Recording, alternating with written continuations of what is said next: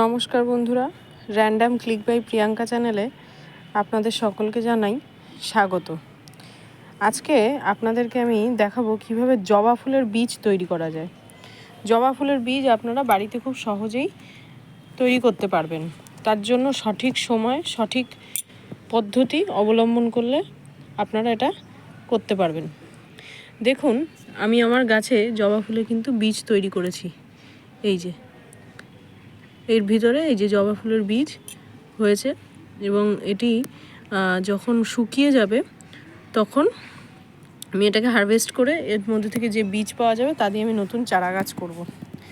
তো কিভাবে আপনারা এটা করবেন, এগুলো মেনলি করা হয় এই কারণে যাতে আপনারা দুটি আলাদা রঙের ফুল বা আলাদা প্রজাতির ফুল থেকে আপনারা নতুন প্রজাতির ফুল তৈরি করতে পারেন বা নতুন রঙের ফুল তৈরি করতে পারেন। ফুল তো মানুষের এই কারণেই ভালো লাগে যে বিভিন্ন রঙের যাতে আপনারা কালেকশন থাকে আপনাদের কাছে। তো আমি এইভাবেই করেছি। তো এর পরবর্তী দিনগুলোতে আমি এই বীজের থেকে চারা কিভাবে হয় এবং সেই গাছে কী ধরনের ফুল ফুটবে সেগুলোর আপডেট আমি আপনাদের সঙ্গে শেয়ার করব। আজকে দেখুন আমার এবং আমি বলে দিই, এই গাছটায় দেখুন আমার একটি ফুল ফুটেছে। এটা একটা গোলাপি রঙের জবা। আর এই গাছটায় আমার একটি ফুল ফুটেছে অরেঞ্জ কালারের মতন বা রাস্ট কালার বলতে পারেন। এটা একটা পুনে ভ্যারাইটির জবা, আর এটা দেশি ভ্যারাইটি বলতে পারেন। তো এই দুটো জবার মধ্যে আমি আজকে পলিনেশন করব। তো বন্ধুরা, এবার আমি বীজটা কিভাবে তৈরি করবেন বা বীজের তৈরি করার কি পদ্ধতি আমি আপনাদের বলে দিই। সেটা হচ্ছে, এখন শীতকাল, আমি এই পদ্ধতিটা গরমকালেও করে দেখেছি, কিন্তু গরমকালে আমার এই পদ্ধতিটাতে আমি সাকসেসফুল হইনি। তার কারণ ফুল যেদিন আমি পলিনেশন করছি তার পরের দিনই ফুল ঝরে যাচ্ছে বা এই বোটার থেকে ভেঙে যাচ্ছে, এরকম অবস্থা।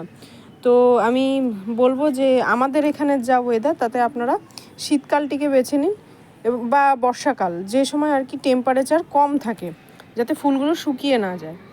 তো আমি এই যে ফুলটি, আমার পুনে ভ্যারাইটির যে জবাটা, একে আমি মেল ফ্লাওয়ার হিসাবে আমি বেছে নিচ্ছি।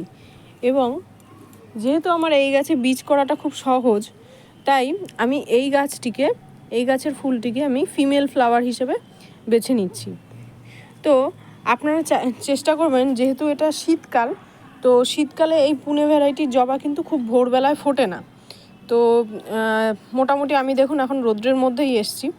এই রোদের মধ্যে ফুল গাছে ফুলটা পুরোপুরিভাবে ফুটেছে দেখুন, এবং এর যে পোলেনগুলো এগুলোও ওপেন হয়ে গেছে। দেখুন নিচের দিকে যে পোলেনগুলো, মানে এই যে হলুদ হলুদ যে গুঁড়োগুলো, পুংকেশরগুলো, এগুলো কিন্তু আপনার ফেটে বেরিয়েছে। আপনার যখন ফুল ফুটবে না পুরোপুরি, তখন কিন্তু এই পোলেনগুলো এই যে উপরে যেরকম রয়েছে, ফাটেনি এখনও, সেই অবস্থায় থাকবে। তো আপনারা চেষ্টা করবেন যে শীতকালে পূর্ণ দিবস আলোক যখন আপনি পাবেন, একদম এখন ধরুন এই 12টা-1টা বাজে, আমি এই সময় এসছি ছাদে, তো এরকম পোলেন আছে দেখুন। এবার এই জবাটিকে নিয়ে আমি পলিনেশন করাবো। দেখুন বন্ধুরা, আমি প্রথমে ফুলটিকে আগে ছিঁড়ে নেব। খুব শক্ত ডান্ডিটা, সরি। দেখুন ফুলটিকে আমি ছিঁড়ে নিয়েছি। এবার ফুলের যে এই যে পোলেনগুলো আছে, খুব সাবধানে আমি নেব। নিয়ে এই যে জবা গাছটা আছে, এই জবা ফুলটার মধ্যে যে লাল অংশটা আছে, এই যে গর্ভমুণ্ড, এই অংশে আমি লাগিয়ে দেবো। দেখুন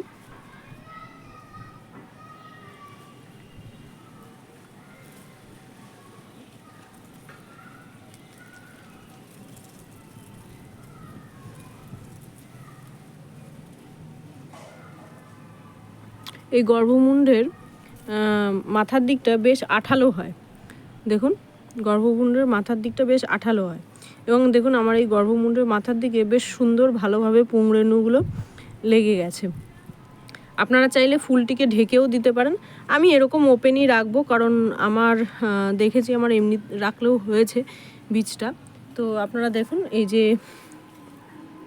ফুলের মাথায় গর্ভমুণ্ডে একদম খুব সুন্দর করে পোলেনগুলো লেগে গেছে এবং এইটা আমি হ্যান্ড পলিনেশন করে দিলাম। আস্তে আস্তে পরের দিন এই ফুলটা আপনারা আর হাত দেবেন না, যখন নিজে থেকে ফুলটি ঝরে যাবে আপনারা আর আলাদা করে হাত দিতে যাবেন না। আস্তে আস্তে দেখবেন এর ভেতরে যে এই যে ডিম্বাকার অংশটা, এটা আস্তে আস্তে এরকম বড় হয়ে বীজের আকৃতি নেবেন। আমার দেখুন এই গাছে একটি অন্য ভ্যারাইটি ফুলের সাথে আমি এটা নিষেক করিয়েছিলাম, তো পলিনেশন করার ফলে এই বীজটি সাকসেসফুল হয়েছে। এছাড়া এই এখানে একটি বীজ হয়েছে, দেখুন এই বীজটিকে আমি কোনো রকম পলিনেশন করাইনি, তো এটা মাদার প্ল্যান্টের মতনই হওয়ার কথা যদি কোনোভাবে পলিনেট না হয়ে থাকে। তো মাদার প্ল্যান্টে যেরকম ফুল আছে এটার ফুল সেরকমই হওয়ার কথা। আর এই ফুলটিকে আমি পলিনেশন করিয়েছি যে কালারের ফুল দিয়ে, দেখা যাক আমি এটাতে সাকসেসফুল হতে পারি কি না। আর এই সময় গাছটিকে প্রখর রৌদ্রে আর রাখবেন না, চেষ্টা করবেন একটু শেডি এরিয়ায় দিয়ে দিতে, যাতে ফুলের গোড়াটা শুকিয়ে না যায়। তো আশা করি বন্ধুরা আপনাদেরকে আমি শেখাতে পারলাম কিভাবে আপনি জবার বীজ সহজে তৈরি করতে পারবেন। আপনারা এই পদ্ধতিটি বাড়িতে ট্রাই করে দেখতে পারেন। এর ফলে আপনারা যদি সাকসেসফুল হতে পারেন, খুব সহজেই আপনারা নিজেরাই বাড়িতে বিভিন্ন রঙের জবা তৈরি করে নিতে পারেন। এবং পরবর্তী ভিডিওতে পরবর্তী দিনগুলোতে আমি দেখাবো যে কিভাবে এই জবা গাছের থেকে নতুন গাছে নতুন ফুলের রং হয়েছে। তো আমার ভিডিওগুলি যদি আপনাদের ভালো লেগে থাকে, আমার চ্যানেলটিকে লাইক এবং সাবস্ক্রাইব করে আমার পাশে থাকবেন। ধন্যবাদ।